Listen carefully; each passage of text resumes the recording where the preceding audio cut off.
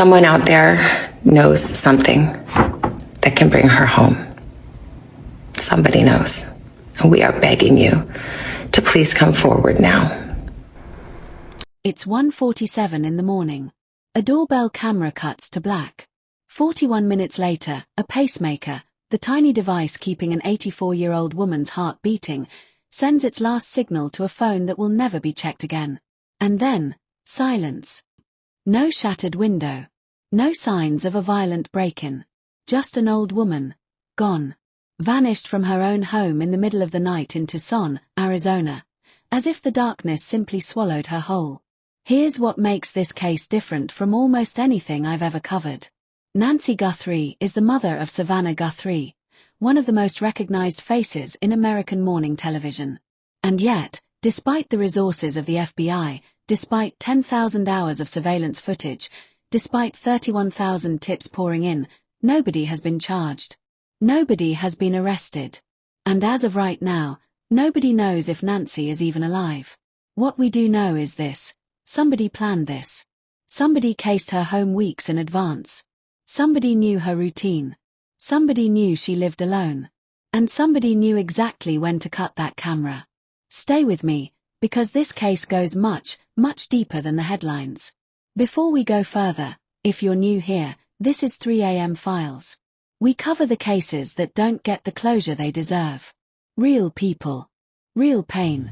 Real unanswered questions. If you believe stories like Nancy's matter, please like this video right now. Subscribe and hit that bell so you never miss when we go live on a case. Every click tells the algorithm that true crime justice content deserves to be seen. Nancy's family deserves for people to keep asking questions.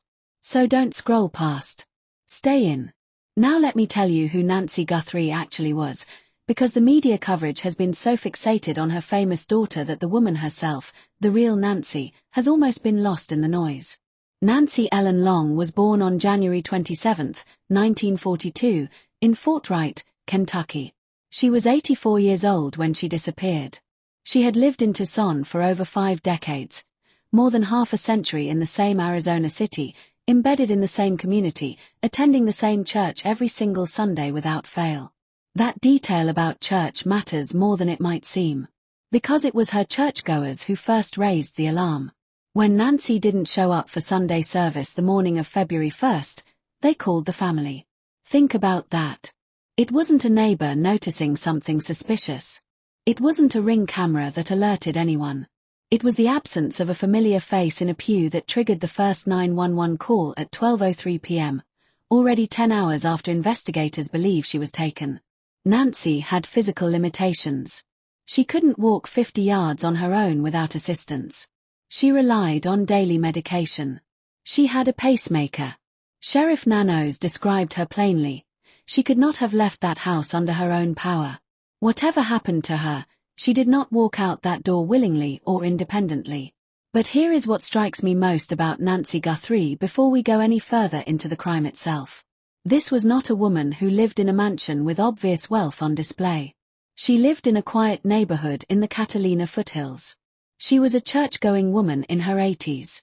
She was, by every account, the kind of person nobody would ever think to target. Which raises the first question this case demands you sit with. Why her? Why this woman?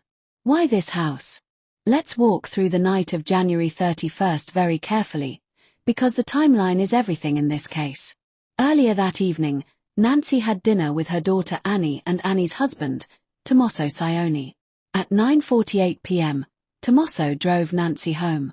He reportedly waited approximately 2 minutes to make sure she got inside safely, then drove away. That's the last confirmed visual of Nancy Guthrie alive by a family member. Now here's where the timeline becomes genuinely haunting. At 1:47 a.m., Nancy's doorbell camera goes dark. It doesn't malfunction randomly. It is disconnected. Then, between 1:47 and 2:28 a.m., a 41-minute window, her pacemaker transmits its final sync to her iPhone. After that, nothing. The device that was monitoring her heart simply stops communicating. Investigators believe she was taken inside that window. And on her front porch, they found something that confirmed their worst fears: drops of blood. Blood that was later DNA confirmed to belong to Nancy. So here is what the evidence tells us. Someone approached her home in the early hours of the morning. They deliberately disabled the camera. They went inside. There was some kind of physical confrontation or struggle, enough for blood to be left behind. And then they took her. But the most chilling detail. The suspect had been there before. Investigators flagged January 11th, nearly 3 weeks earlier, as a date of particular significance. Neighbors were asked to pull footage from that period. This person wasn't acting on impulse. He was watching, waiting, planning. He knew the layout. He knew the camera placement. He knew the glove he dropped 2 miles away would leave DNA, and he may have factored that in. This was organized, methodical, patient. And that psychological profile alone should terrify you, because it tells us something very specific about who we might be looking for. Now I have to talk about the footage. Because when the FBI released those doorbell images on February 10th, the internet exploded, and not always helpfully. The images show a masked man, average build, roughly 5'9" to 5'10". He approaches the front door wearing gloves, carrying a 25-liter Ozark Trail hiker backpack with reflective straps. He tries to knock the doorbell camera off the wall. When he can't, he picks up shrubbery from a potted plant and covers the lens with it. Through one of his gloves, investigators noted what appeared to be a ring. He had a gun holstered in an unusual position, centered at the waist rather than on the hip. Every single one of those details is a psychological window. The gloves tell you he was forensically aware. The shrubbery tells you he improvised when his first plan failed, meaning he can think under pressure. The unusual holster position suggests either custom carry habits or specific training. And the backpack, investigators worked with Walmart to try to trace the purchase of that exact model. Then the internet did what the internet does. Attention turned almost immediately to 2 men connected to the family. The first was Tommaso Cioni, Annie's husband, the man who drove Nancy home that night. He is an Italian-born AP biology teacher at a Tucson school. He also plays bass in a local rock band called Early Black. An album they released years ago was titled Life a Love Murder. Online, that detail was treated like a confession. It is not. The second man targeted online was Dominic Evans, the drummer in the same band. Sleuths placed his photos next to FBI footage and called it a match. Evans is an elementary school teacher. He told investigators he was home with his family that night. He said he had met Nancy Guthrie exactly once, in 2011, at an Easter egg hunt at her home. He has since spoken publicly about the harassment he and his family have experienced as a result of the speculation. Sheriff Nanos was unambiguous. The Guthrie family, including Tommaso Cioni, are victims, not suspects. The investigation moved on. But here's what I want you to think about from a psychological standpoint. The fact that law enforcement cleared the family publicly and quickly is actually significant. In cases where someone close to the victim is responsible, investigators typically don't make those statements so early or so definitively. The speed and clarity of that clearance tells us something. So if it wasn't someone inside the family, then who had reason to target this specific woman at this specific address? Former FBI analysts who have spoken publicly on this case keep returning to the same theory. I want to talk about this continued speculation about this new photo. There's a lot of speculation. There's a lot of confusion. Why did the FBI release the photo without clarifying when it was taken? This all feels very, very unusual. They released the photo because it was perhaps a different angle or a different look at the suspect. But you are right. This definitely creates a lot of confusion because if you remember, they had originally, I think it was a week and a half or 2 weeks ago, asked residents to provide Ring doorbell camera footage from several weeks prior to this happening. And so I am wondering if they got that date from this picture, although obviously I have no concrete information to support that. But it really would help, I guess, maybe ease the community's fears, whether whether or not this was targeted or if this was some random attack. Yeah, you bring up a good point, Tracy, because they had asked specifically for ring cam video going back for the entire month of January, but then they asked specifically for everybody to check on January 11th, which has fed the speculation, as well as sources are reaching out, and not just to News Nation, to other news organizations too, to say that that second image that was released that shows this man without a backpack and without a gun was from a different night, which would suggest that there was some casing going on of the house.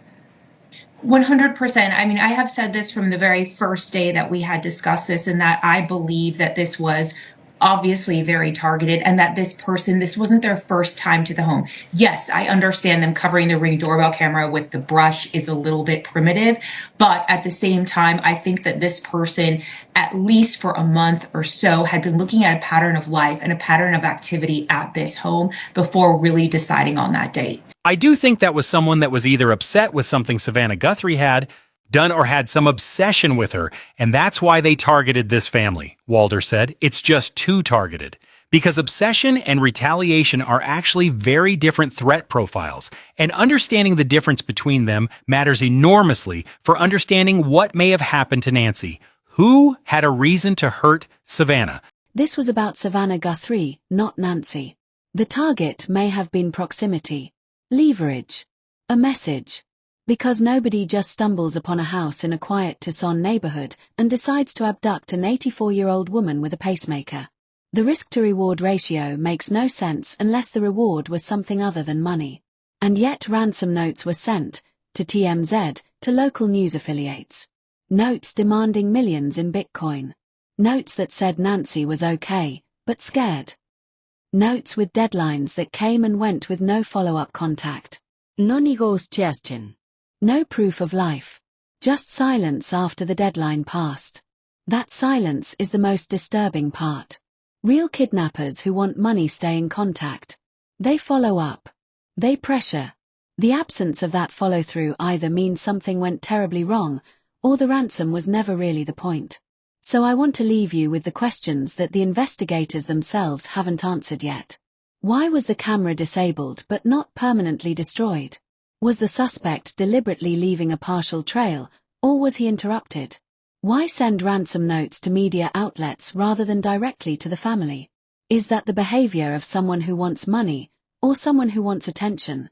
Why has the DNA from the glove, found 2 miles away, not matched a single profile in a database of over 19 million people? And what happened during those 41 minutes between 1:47 and 2:28 a.m. that we still don't know about? Most importantly, if this was planned weeks in advance by someone methodical enough to case the property, forensically aware enough to wear gloves, and disciplined enough to go silent after sending ransom notes, what is that person doing right now? Are they watching the coverage? Are they close to this community? And does Nancy Guthrie still have time? I don't know. And that's what keeps me up at 3 in the morning. Drop your theory in the comments below. Tell me what you think this was really about. Tell me what detail stands out to you. This community has helped crack open cold cases before, and Nancy Guthrie deserves every set of eyes we can put on her story. If you're not subscribed to 3 AM Files yet, now is the time. We don't chase viral moments. We stay on cases. We stay on Nancy. Hit subscribe, turn on notifications, and let's keep asking the questions that still don't have answers. This is 3 AM Files.